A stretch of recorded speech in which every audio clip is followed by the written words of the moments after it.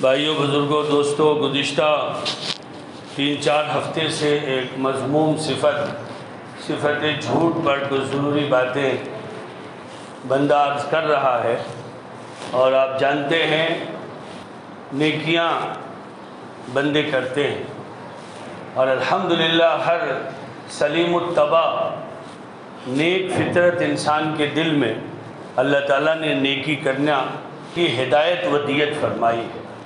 کہتے ہیں اللہ تبارک و تعالیٰ اپنے بندوں پر مہربان ہے، اور وہ اپنی مہربانی اپنے خاص بندوں پر رکھتا ہے۔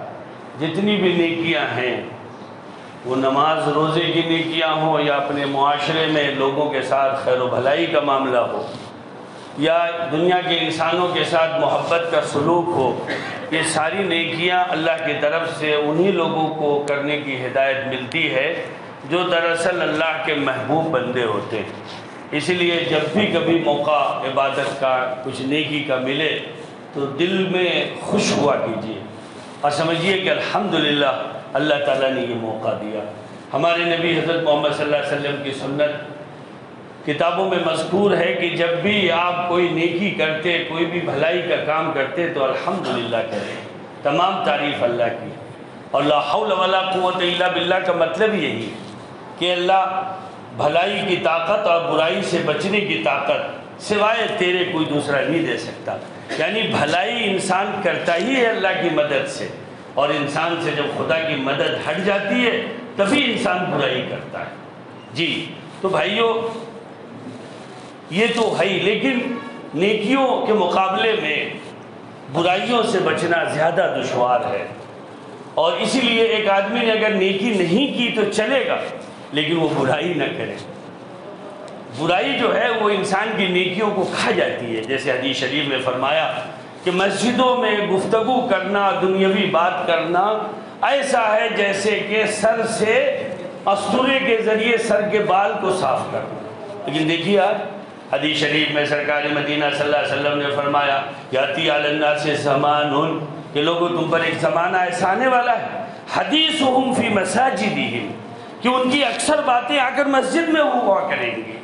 مسجد عبادت کے لیے، مسجد تلاوت کے لیے، مسجد ذکر و اذکار کے لیے، مسجد واعظ و بیان کے لیے۔ مسجد اس لیے نہیں ہے کہ ہم آ کے اپنے جھگڑے مسجد میں سلجھائیں۔ تو مسجدوں کا ایک کام ہے۔ تو بھائیوں، اس طرح سے برائیاں ہیں جو نیکیوں کو ضائع کر دیتی ہیں۔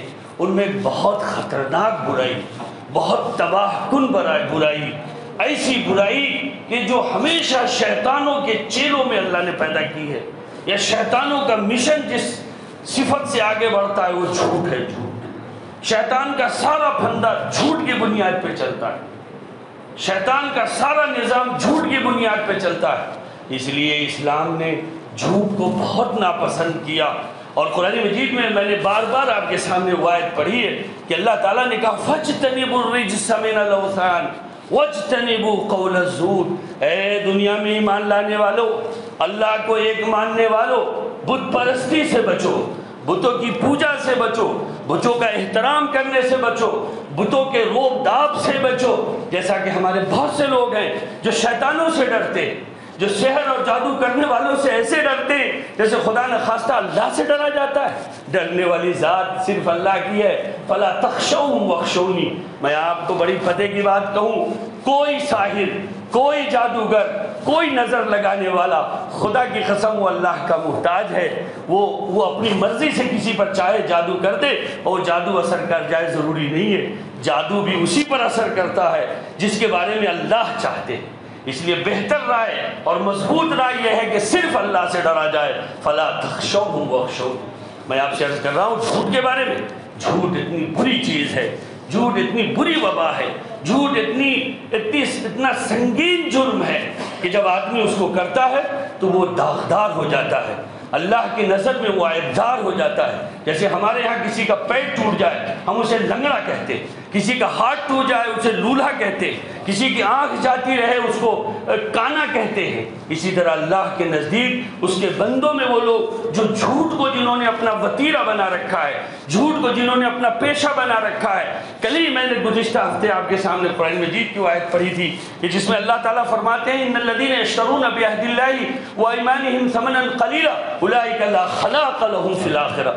کتنی چونکا دینے والی آیت ہے یہ کہ وہ لوگ جو اپنا معاملہ اللہ کا عہد، اللہ کا نام لے کے اور جھوٹی قسموں کے ذریعے کھاتے ہیں، اللہ تعالیٰ نے ان کے لیے آخرت میں کوئی حصہ نہیں رکھا ہے۔ وَلَا يَنظُرُ إِلَيْهِمْ، اللہ ان کی طرف دیکھے گا بھی نہیں۔ وَلَا يُزَكِّيهِمْ، اور اللہ ان کو قیامت کے دن صاف بھی نہیں کرے گا۔ وَلَهُمْ عَذَابٌ أَلِيمٌ، اور ان کے لیے دردناک سزا ہے۔ آج جھوٹ ہے، کوئی چیز بک نہیں رہی ہے، کوئی معاملہ پیک نہیں، پختہ نہیں ہو رہا ہے، کوئی آدمی سمجھ نہیں رہا ہے، کوئی آدمی یقین نہیں کرتا ہے، جھٹ کہتے ہیں قسم خدا کی۔ بھائیو بڑا سنگین جرم ہے۔ اللہ تعالیٰ ایسے لوگوں سے جنہوں نے قسم کو کھیل اور تماشا بنا دیا، ان کی طرف نظر رحمت سے نہیں دیکھے گا، ان کو محبت سے نہیں دیکھے گا، ان کو صاف نہیں کرے گا۔ یہ بات اللہ نے قرآن میں کہی ہے۔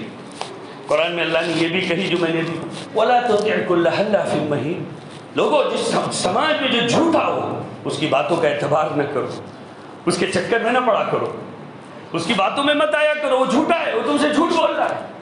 بھائیو جب آدمی جھوٹ بولتا ہے، جیسا کہ میں نے عرض کیا کہ وہ عیب دار ہو جاتا ہے، وہ فرشتوں کو عیب دار دکھتا ہے، وہ اللہ کے نظام میں عیب دار ہوتا ہے، وہ اللہ کی کائنات میں بہت زیادہ گیا گزرا ہوتا ہے۔ اب اس پر ضروری ہے کہ وہ اس قسم کو توڑنے کے لیے، اس قسم کے گناہ کو دور کرنے کے لیے لا یؤاخذکم اللہ باللغو فی ایمانکم ولکن یؤاخذکم بما عقدتم الایمان فکفارتہ اطعام 10 مساکین۔ اگر کسی نے قسم کھا لیا، قسم خدا کی میں آپ کا یہ کام کروں گا، چاہیے کہ اس کو یہ کام کر دے۔ اگر نہیں کیا اس نے تو 10 مسکینوں کو کھانا کھلانا پڑے گا۔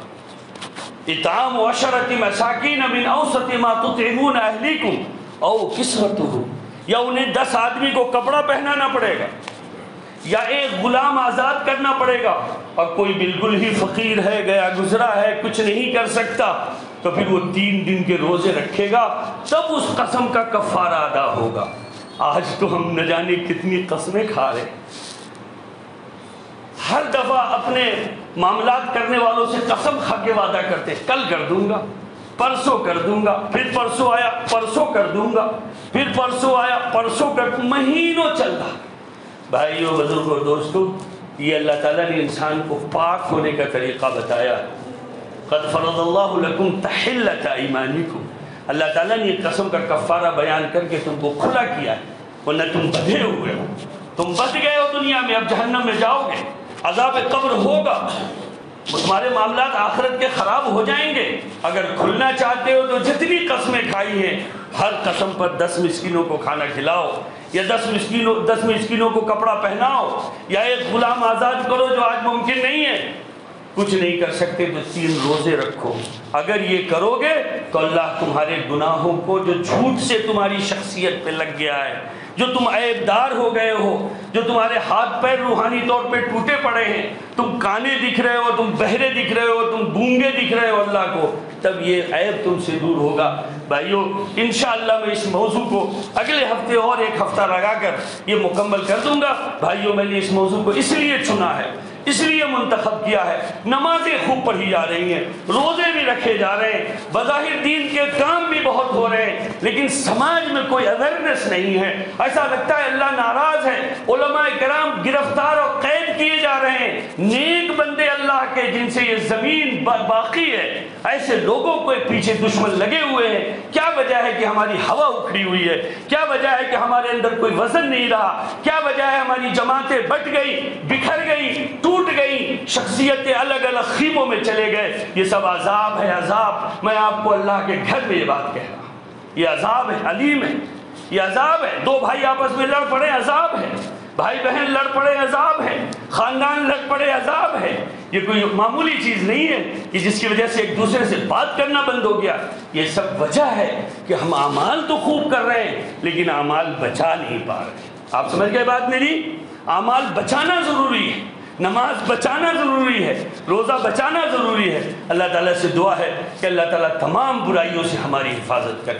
تمام برائیوں سے اللہ ہماری حفاظت کرے۔ بھائیوں کم عمل ہو لیکن اس عمل کو بچا لیجیے، اس عمل کو محفوظ کر لیجیے۔ جی اللہ تعالیٰ مجھے بھی اس کی توفیق عطا فرمائے، آپ کو بھی اس کی توفیق عطا فرمائے، آمین ثم آمین۔ السلام علیکم ورحمۃ اللہ۔